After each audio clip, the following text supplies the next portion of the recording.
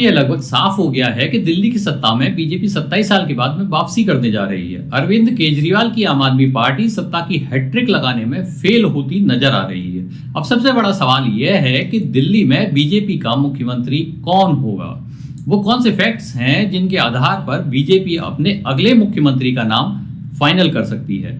राजनीतिक गलियारों में अगले सीएम के रूप में जो नाम चल रहे हैं उनकी क्या खूबियां हैं, उनकी क्या कमजोरियां हैं, कहां उनकी पकड़ मजबूत है, यह सब हम इस वीडियो में बताएंगे। साथ ही सीएम पद की रेस में एक ऐसा नाम भी बताएंगे जिससे बीजेपी सभी को चौंका सकती है, जैसा कि वो पहले दूसरे राज्यों में भी करती रही है। भाजपा अपना सीएम चुनते वक्त जिन समीकरणों पर विचार कर सकती है उनमें सबसे पहला है जातीय समीकरण। दिल्ली में जाट, गुर्जर, पंजाबी, बनिया, दलित और पूर्वांचली वोटर्स की महत्वपूर्ण भूमिका होती है। भाजपा उन समुदायों को साधने का प्रयास करेगी जहां उसे अधिकतम समर्थन मिल सकता है। दूसरी पॉइंट है वो है मजबूत संगठनात्मक पकड़। पार्टी एक ऐसे नेता को मुख्यमंत्री बना सकती है जिसकी दिल्ली के बीजेपी संगठन और संघ में मजबूत पकड़ हो।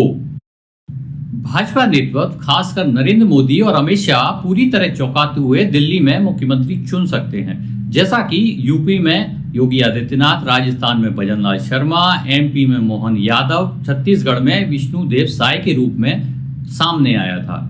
करिश्माई और स्वीकार्य चेहरा एक और पॉइंट हो सकता है। दिल्ली एक शहरी इलाका है जहां इमेज और नेतृत्व क्षमता महत्वपूर्ण होती है। भाजपा को एक ऐसा नेता चाहिए जो दिल्ली की शहरी और मिडिल क्लास मानसिकता को समझता हो। वैसे तो भारतीय जनता पार्टी अपने मुख्यमंत्री के चेहरों को लेकर हमेशा चौंकाती रही है, लेकिन क्या वह दिल्ली में भी ऐसा ही करेगी, यह देखना होगा। भाजपा के वो चेहरे जो संभावित मुख्यमंत्री हो सकते हैं उनमें एक नाम है प्रवेश वर्मा का। जाट समुदाय से आते हैं, स्ट्रॉन्ग पॉलिटिकल लेगेसी है, दिल्ली से 2 बार सांसद रहे हैं, पूर्व सीएम साहिब सिंह वर्मा के बेटे हैं और जाट समुदाय में प्रभाव माना जाता है। फायर ब्रांड हिंदू नेता समझे जाते हैं। जो उनका पावर सेंटर है वो बाहरी दिल्ली के ग्रामीण इलाकों में माना जाता है। उनकी कमजोरी की बात करें तो केजरीवाल के खिलाफ एक बार नई दिल्ली से हार चुके हैं। दूसरे नेता हैं रमेश बिधूड़ी। गुर्जर समुदाय से आते हैं, स्ट्रॉन्ग ग्रासरूट कनेक्शन है, यानी जमीन से जुड़े नेता माने जाते हैं। साउथ दिल्ली से सांसद हैं और संगठन में भी इनकी गहरी पकड़ मानी जाती है। पावर सेंटर इनका गुर्जर समुदाय के आसपास है, साउथ दिल्ली में भी इनका प्रभाव माना जाता है। कमजोरी की बात करें तो 2023 में संसद में विवादास्पद बयान देने के कारण आलोचना झेलनी पड़ी थी। हालांकि उनके बयान पार्टी के लिए कितनी भी मुसीबत पैदा करें, पार्टी उनके खिलाफ ज्यादा सख्त कार्रवाई नहीं करती है। तीसरा नाम है विजेंद्र गुप्ता का। बनिया समुदाय से आते हैं, अनुभवी नेता माने जाते हैं, 3 बार विधायक रहे हैं, दिल्ली बीजेपी के पूर्व अध्यक्ष रहे हैं, विधानसभा में विपक्ष के नेता भी रह चुके हैं। पावर सेंटर व्यापारी वर्ग और बनिया समुदाय में है, वहीं इनकी लोकप्रियता मानी जाती है। कमजोरी यह है कि ज्यादा करिश्माई नेता नहीं माने जाते हैं और दिल्ली की सियासत में अपेक्षाकृत लो प्रोफाइल रहते हैं। चौथा नाम है मीनाक्षी लेखी का। स्ट्रॉन्ग नेशनल इमेज है, महिलाओं का प्रतिनिधित्व करने के लिहाज से इनको चांस दिया जा सकता है। 2 बार सांसद हैं, केंद्रीय मंत्री, सुप्रीम कोर्ट की सीनियर वकील हैं। पावर सेंटर दिल्ली के मध्यम वर्गीय मतदाताओं में अच्छी पकड़ मानी जाती है। महिला नेतृत्व के नाम पर भी इनको चांस दिया जा सकता है। कमजोरी विधानसभा स्तर पर सीधे जनता से नहीं जुड़ी हैं। अगला नाम है बांसुरी स्वराज का। यंग लीडरशिप है, इंटेलेक्चुअल अपील है, सुप्रीम कोर्ट की वकील है, पूर्व विदेश मंत्री सुषमा स्वराज की बेटी हैं। शिक्षित और शहरी वर्ग में इनका प्रभाव माना जाता है।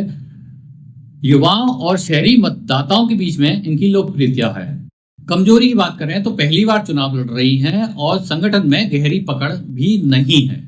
इनके अलावा एक ऐसा नाम है जिसे लेकर चर्चा है कि बीजेपी उनके जरिए चौंका सकती है। ये नाम है दुष्यंत गौतम का। दुष्यंत करोलबाग से बीजेपी उम्मीदवार में एससी वोटर को साधने और बिहार के आगामी चुनावों को देखते हुए उन्हें सीएम पद दिया जा सकता है। इसके जरिए बीजेपी दिल्ली से बिहार को साधने का काम भी कर सकती है। इसके अलावा बीजेपी में अभी एससी सीएम नहीं है, तो वह दुष्यंत गौतम के जरिए एक महत्वपूर्ण संकेत भी दे सकती है। भाजपा के मुख्यमंत्री पद के लिए कई उम्मीदवार मैदान में हैं, लेकिन अंतिम फैसला भाजपा हाईकमान के हाथ में होगा। वह जाति समीकरण, संगठन पर पकड़, दिल्ली के सियासी माहौल को देखते हुए फैसला करेगी। लेकिन इतना तय है कि दिल्ली की राजनीति में यह फैसला एक ऐतिहासिक फैसला साबित होगा।